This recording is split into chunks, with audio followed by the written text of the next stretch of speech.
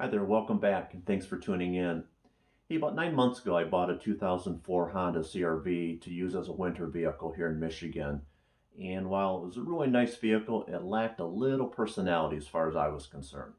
So, what I'd like to do here is share with you what I've done to this Honda to hopefully maybe give you some ideas of how you might be able to customize or upgrade an affordable vehicle at very little expense. So, why don't we get started and let's see what I've done and see if it works for you. So you can see here, a nice looking vehicle. I bought this back in December 2019, which was about 9 months ago now when this is filmed. What I really liked about it when I found this was that it was extremely well maintained. The original owner, for the 179,000 miles that he put on it, changed the oil every 5,000 miles and did everything else that he should according to the Honda maintenance schedule, which is terrific because if any of you know Hondas of this vintage, very reliable. Change, do the maintenance, change oil, change transmission fluid, things like that. They'll run forever. They'll go 300,000 miles without skipping a beat. In this case, I've got 183,000 now, and candidly, it feels like it's about a 2-year-old car. So that's great. That's a good base for me. I needed it because of the all-wheel drive. Winters here in Michigan aren't real great for Mini Coopers, which is being tucked in the garage here soon. But more importantly, it has a lot of utility. When you fold down those back seats, you can haul just about anything. It's like a little van inside, so that makes a big bonus for me. Good looking vehicle. I think this one's really clean. The previous owner did really good, maintenance and care of it. I think it looks great. However, a buddy of mine made a comment that stuck with me, and he said, "Hey, that looks like Grandma's Ute," which really made an impact on me. And that's, not that I wasn't already going down this path, but it really accelerated the need to make this thing a little bit different. So remember this picture, burn it into your memory. This is the baseline for what is going to be the before on this project. With a lot of people, what they do next is what I did next, and that's get a little bit larger tires and do something with my wheels.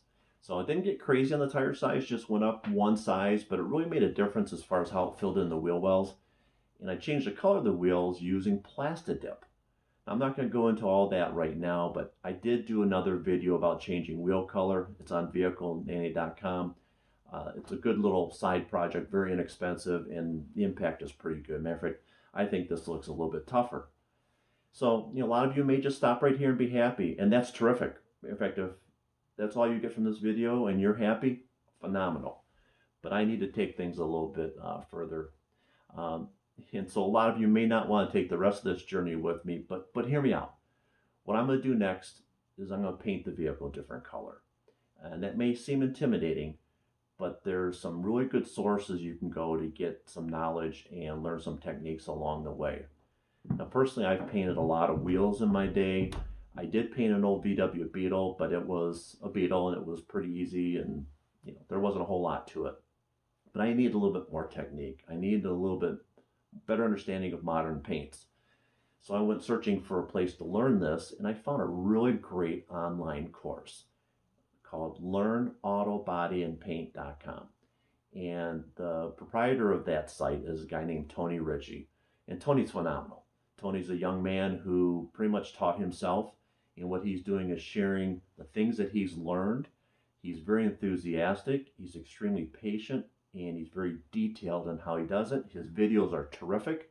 He'll go through full color change on a vehicle. He'll show you just spot repairs on a vehicle through his video series. So I highly encourage you, if you're thinking of tackling something like this and don't have the skills, seek out that course. Tony's terrific.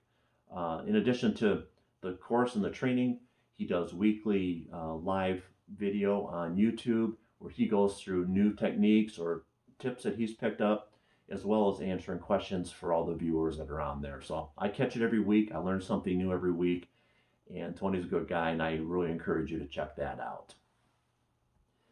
Okay, so what did I do first? Well, I knew I wanted to change the color because, candidly, between the 3 houses around me, there's 5 SUVs that are dark red.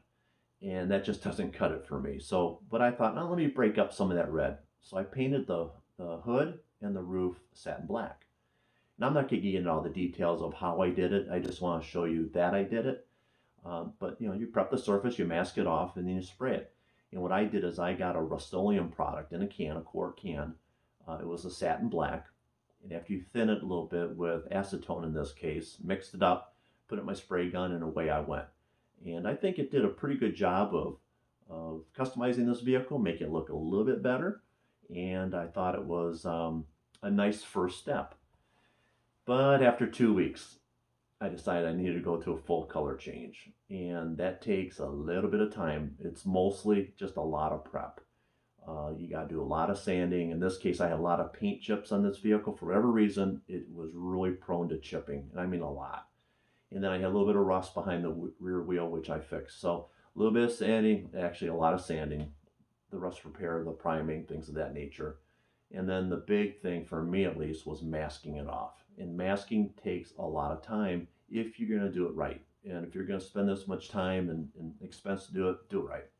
So I think I spent about 25 hours in all the prep work.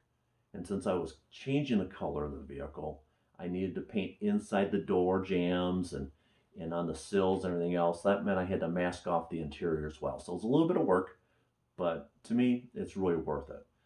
So as I'm going through all this, for whatever reason, this quote from Thomas Edison entered my head. And I remember him once saying that genius is 1% inspiration and 99% perspiration.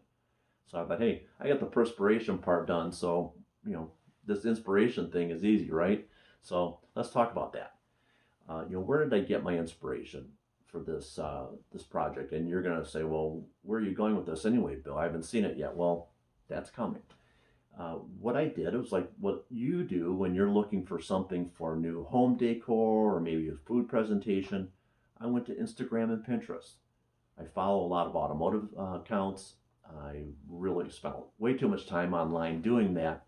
But what I found were a bunch of Jeeps, Suzuki Jimneys, which are not available in the US, that's South America and the Asian markets, and Toyota Land Cruisers. The thing that kept popping up was these vehicles were painted in a khaki tan and black. And that khaki really stood out for me because it's not something you see every day, especially around here. So I thought, maybe that's a way to go. So that's the way I went. So what I did was I searched online for some kind of a tan paint, and what I found was from Summit Racing, and Summit does performance parts for cars. Great company, very good customer service, but they have a series of paints called Hot Rod Flats. And so I went ahead and found a desert tan flat finish, and it was a single stage urethane paint. And the reason why that's significant is urethane is extremely durable, can handle chips, scratches. I mean, it's an extremely durable paint. Being single stage, it just comes out of the gun and you're done. Most cars take a two-stage paint, which is the color coat topped off with a clear coat. So in this case, single stage made it pretty easy. But as you can tell with all the masking I did, you plan your course. You plot your course as to how you're going to paint it. And when you do paint it, take your time and it will get done. Matter of fact, here's the final product. I think it looks pretty terrific. That tan, I think, is really offset nicely with the black trim that was already on the vehicle with the bumpers and the body side molding. Add in the roof and the hood that I did 2 weeks prior. I think it's a good looking outcome. So I'm really thrilled with that. And if you take a look at where I started and where I ended up, I hope you agree that I took this really inexpensive Honda from a fairly basic SUV into something that's quite a bit bolder. And I did that for very little expense. Matter of fact, all said and done, I think I spent less than $200 in materials to do this. Now, obviously, I spent a lot of my time, but I enjoy doing that, and hopefully you do too. So I'm thinking that this could be some good inspiration for you. But, what I did may not fit your needs, but I wanted to show you what's possible with a little bit of imagination and a lot of work.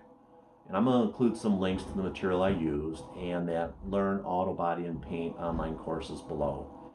But what I really want to make sure you know is that I stand ready to help you through any of your project ideas. Or if you're looking for an affordable vehicle that you can have some fun with, I love talking about it. So I don't care if project's large or small, or vehicle expensive or not. I just want to be here to help you out. And I just want you to know that I'm here to nurture your automotive interests. And you can reach me through the comment section here in the video, or at vehiclenanny.com. So thanks for tuning in, and I look forward to hearing about your project coming up soon. Thank you.